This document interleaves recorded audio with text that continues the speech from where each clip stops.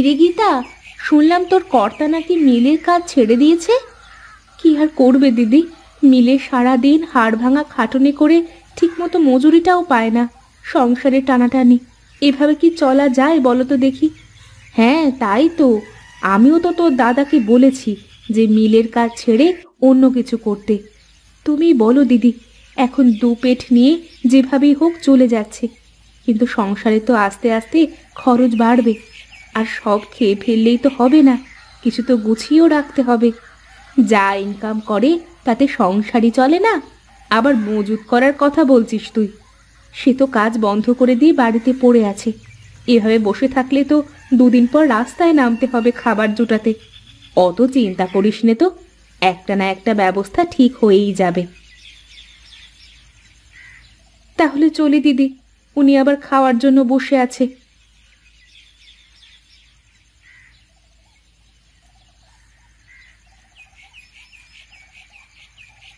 এতক্ষণ লাগলো তোমার? এত সময়ে তো আমি কখন খেয়ে দিয়ে কাজে চলে যেতে পারি। তা মানা করেছে কে তোমাকে? নিজে তো একটু নিয়ে খেয়েও চলে যেতে পারতে। তাই ভেবেছিলাম, কিন্তু দেখলাম সব থালাবাটি তো তুমি নিয়ে গেছো। এসো, নিচে নেমে এসো, খেয়ে নাও দেখি।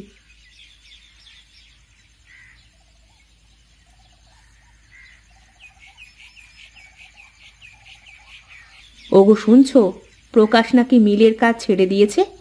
না জানবার কি আছে, দুজনে তো একই জায়গায় কাজ করতাম। আমি বলি কি, তুমিও মিলের কাজ ছেড়ে দাও, অন্য কিছু করো। কি সব বলো পাগলের মতো? মিলের কাজ ছেড়ে দিয়ে কি করব বলো তো দেখি। কাজ করলে কি আর কাজের অভাব নাকি? একটা না একটা কাজ ঠিক মিলে যাবে। আর এইভাবে কি সংসার চলে বলো? আমার কি করবার আছে গিন্নি বলো তো? সারাদিন তো কাজই করি, বসে তো থাকি নে। আচ্ছা বাদ দাও তো দেখি, তোমার যা ভালো মনে হয় করো। তার আগে বলো, রান্নাটা কেমন হয়েছে? তোমার রান্নার কি আর প্রশংসা করা লাগে গিন্নি? তোমার হাতের রান্নায় এক অন্য রকম জাদু আছে। তাই? সত্যি বলছো নাকি আমার মন রাখার জন্য বলছো? তুমিও আমাদের মিলের ম্যানেজারের মতো, যত ভালো করেই কাজ করো না কেন তার মন ভরবে না। থাক, আর বলা লাগবে না, খাওয়া তো শেষ, এবার হাত ধুয়ে উঠে পড়ো।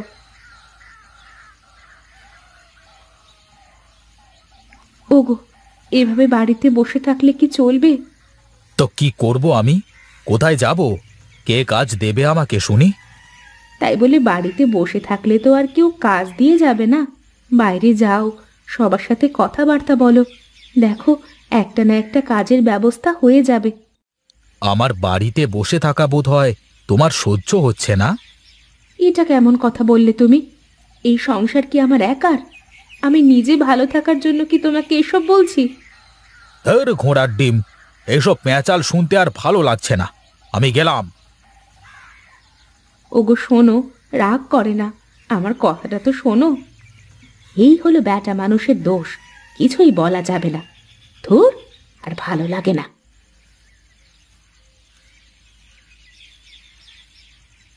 হ্যাঁ, আরে প্রকাশ যে, আয় আয় এইদিকে আয়। কি দাদা, কিছু বলবে নাকি? কি রে, এই তোর মুখ চোখ ওরকম পেঁচার মতো লাগছে কেন? তা কি হয়েছে কি? সত্যি তো, আমি আগে খেয়াল করিনি। কি হয়েছে রে? এই, তার আগে প্রকাশের এক কাপ চা দে তো। একটা চা বললে, তোমরা চা খাবে না? আমরা এইমাত্রই খেলাম চা, তুই খা। এই তারপর এখন কি করবার সিদ্ধান্ত নিলি? এই হুট করে তো কাজ ছেড়ে দিয়ে চলে আসলি। তুমি বলো দাদা, মিলে ওই পরিবেশে কি কাজ করা যায়? ম্যানেজার বেশি বোঝে তো, তো এখন বুঝুক কেমন লাগে। তুই চলে আসবার পর পর সবাই কাজ ছেড়ে দিয়েছে, শুনলাম যে মিলটা নাকি বন্ধ করে দেবে। এটাই তো হওয়ার কথা ছিল। গরিবের ঘাম পানি করা টাকা যারা মেরে খায়, তাদের সাথে এমনটাই হওয়া উচিত। ঠিকই বলেছিস প্রকাশ, এই তোর মতো একজন ছিল বলে আমরা কত আনন্দে কাজ করতাম। এখন আর মিলে সেই মজা হয় না রে। যা হয় হতে থাক, আমি বসে বসে দেখতে থাকি। তাহলে এখন কি করবি বলে ঠিক করলি? কোনো কাজবাজ থাকলে আমাদেরও বল, আমরাও আর কাল থেকে মিলে কাজ করতে যাব না। এখনো তো কিছু করবার কথা ভাবিনি, এই নিয়েই সংসারে অশান্তি, তাই তো বাড়ি থেকে বাইরে আসলাম। সত্যি বলেছিস রে ভাই, কি যে ভুল করেছি এই বিয়ে করে। বউ না থাকলে তো কিছু নিয়েই ভাবতাম না।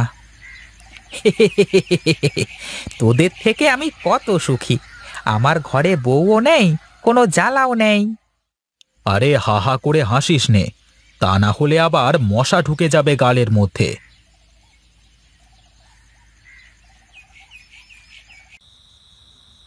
ওগো, কিছু কি ভাবলে তুমি? কি নিয়ে ভাববার কথা বলছো তুমি শুনি? কি নিয়ে আবার? হুট করে কাজ ছেড়ে দিলে এখন কি করবে? আমার থেকে তো চিন্তা দেখছি তোমার বেশি। মনে হয় সংসার তুমি চালাও। ওই দেখো, ভালো কথা বললেও দোষ। সংসার কি আমার একার, না তোমার আমার দুজনের সংসার? আমি যদি না বলি তাহলে কে বলবে শুনি?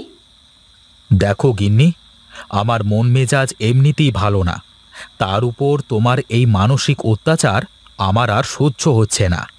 ঠিক আছে, আমি আর কিছুই বলবো না। তোমার যা ইচ্ছে তাই করো।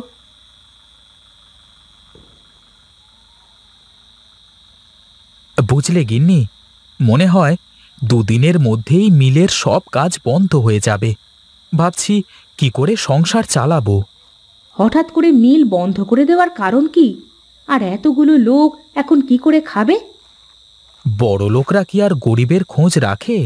তাদের লাভ দেখে শুধু। তাই বলে এইভাবে হুট করেই সব কিছু করে ফেলবে? এখানে আমাদের তো আর কিছু বলবার নেই, সব ম্যানেজমেন্টের কাজ। আমরা তো দিন রাত কলুর বলদের মতো খাটি শুধু। আচ্ছা, তাহলে এখন কি করবা বলে ভাবছো তুমি? আমার মাথায় তো কিছুই আসছে না গিন্নি, কি যে করব। আচ্ছা, অত চিন্তা করে মাথা নষ্ট করার দরকার নেই। এখন ঘুমাও, কিছু একটা ব্যবস্থা হয়ে যাবে।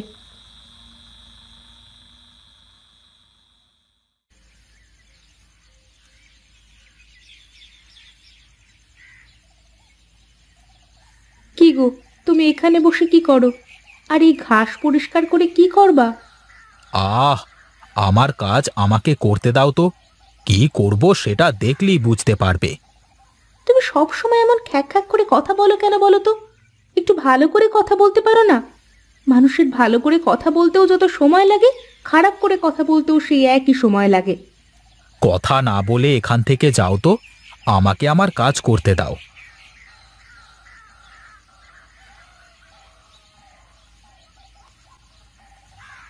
বেটি মানুষের এই এক দোষ, বোঝে কম চেল্লায় বেশি, আর একটুতে একটু হলেই একদম লেবুর রস পড়তেই থাকে। যত সব।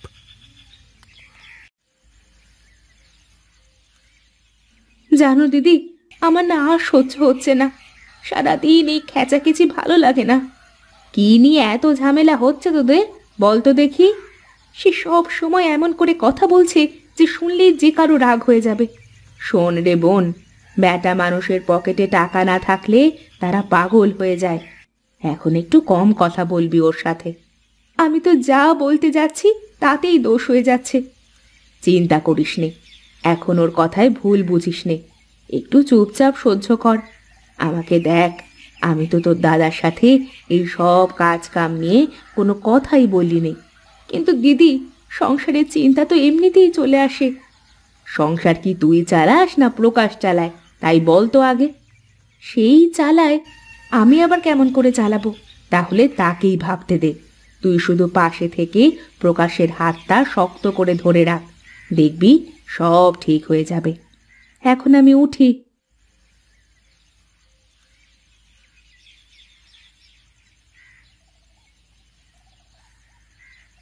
কি রে, কি করিস এখানে?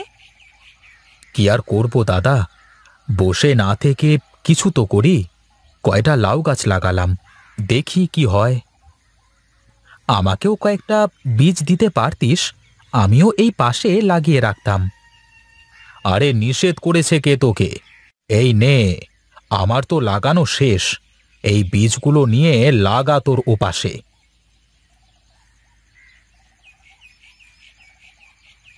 ঠিক আছে, তাহলে তুই কাজ কর, আমি গিয়ে দেখি, পরিষ্কার করে লাগিয়ে দিই বীজগুলো।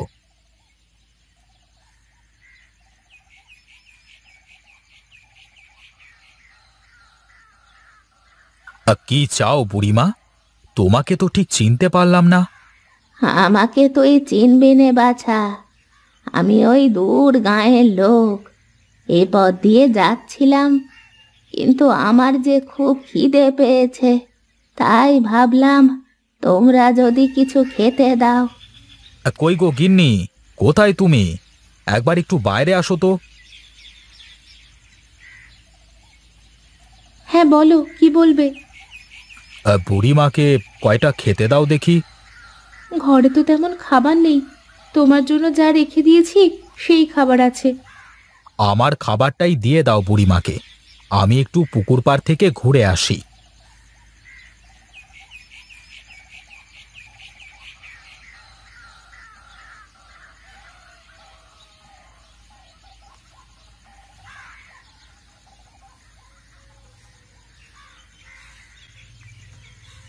আমি তো ওর খাবারটা খেয়ে নিলাম, বেচারা তো না খেয়ে থাকবে। না বুড়িমা, আমি আবার রান্না করব ওনার জন্য, তুমি পেট পুড়ে খাও।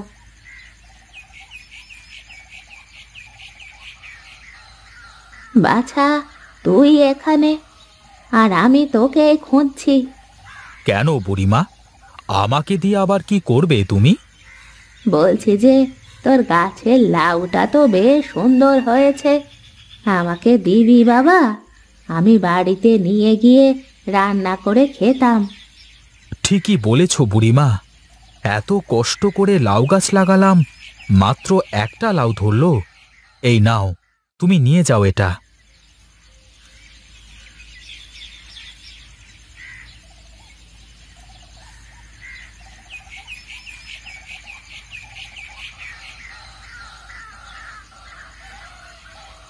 কি হয়েছে দাদা? এই সকাল সকাল গলা ফাটিয়ে ডাকছো কেন শুনি? ওরে, ওরে দেখ দেখ, তোর জাংলায় কত লাউ ধরেছে, আর আমার জাংলায় মাত্র একটা লাউ। আমার তো বিশ্বাসই হচ্ছে না দাদা, গাছে এত লাউ আসলো কোথা থেকে? তুই তুই আমার সাথে চিটিংবাজি করলি প্রকাশ। তুই ভালো বীজ লাগিয়ে আমাকে কমা বীজ দিলি। দাদা, তুমি বিশ্বাস করো, আমিও যে বীজ লাগিয়েছি তোমাকেও সেই বীজই দিয়েছি।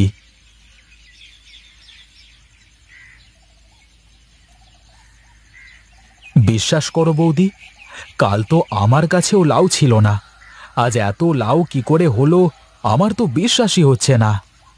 তাই তো, এক রাতের মধ্যে মনে হয় সব জাদু হয়ে গেছে রে, তা না হলে কি হয়? ওগো, একটু এদিকে আসবা? কি বলবে এখানেই বলো, আমি শুনছি।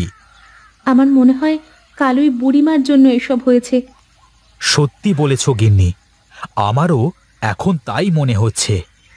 যা হয়েছে ভালোই হয়েছে, এ কথা আর কারো কাছে বলো না কিন্তু, তাহলে আমাদের ক্ষতি হয়ে যেতে পারে। হ্যাঁ গিন্নি, তাই হবে। চলো তাহলে এখন লাউগুলো কেটে বাজারে বিক্রি করবার ব্যবস্থা করি।